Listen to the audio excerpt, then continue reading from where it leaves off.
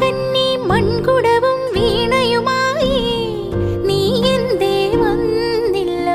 പൊന്നോണം പോയല്ലോ. ഒരു നില മുഴുതതിൽ മുതിര വിതച്ചേ അതിലൊരു പകുതിയും ഒരു കിളി തിന്നേ പോ.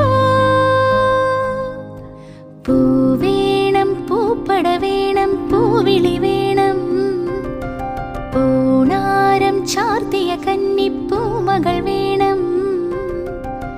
കുന്നത്തെ കാവിൽ നിന്നും തേവര് താഴെ എഴുന്നള്ളി